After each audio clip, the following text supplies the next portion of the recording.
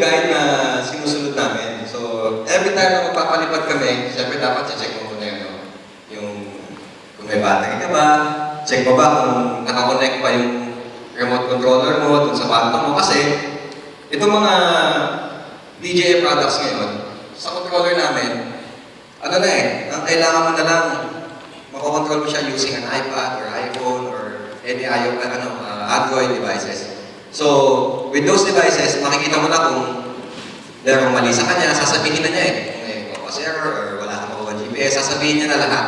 So, importante, bago kayo maglipad ng mga phantom ninyo, ikabit ninyo sa cellphone ninyo para alam ninyo. Kasi pag hindi nyo kinabit, pwedeng lumipad siya, tapos hindi nyo pala alam, meron pala siyang warning. So, possible yun na mag-crash kayo. Okay, so, just make sure na lagi kayong nakakonect doon sa device ninyo at saka doon sa aircraft. Actually, itong mga to is, the pre-flight checks. So as early as now, sa mga interested, we are telling you about how or what we check before we fly.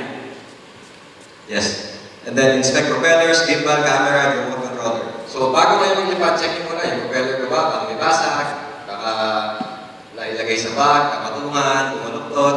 Check nyo yung gimbal, baka may humarang sa kanyang object. Kasi kapag hindi mo chinek yun, possible kasi like nag-gimbal, nakikita niyo yung kanina animation. Ito kasi gimbal, pag binibili mo ito ng bago, meron yung mga home. Nakita niyo hindi gumagalaw yung hindi gumagalaw yung gimbal niya kasi may mga may mga stoppers siya na nakalagay.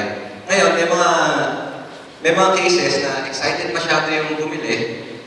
Pag uwi sa bahay, charge, sasalpak niya dito, nasusunog yung motor ng gimbal. Kasi pakita mo rin paano yung stopper niya. Yun. Sige.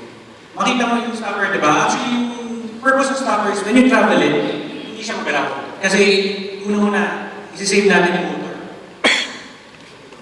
Okay. Yan. So, yan ang itsura niya kapag tinanggal mo yung stopper.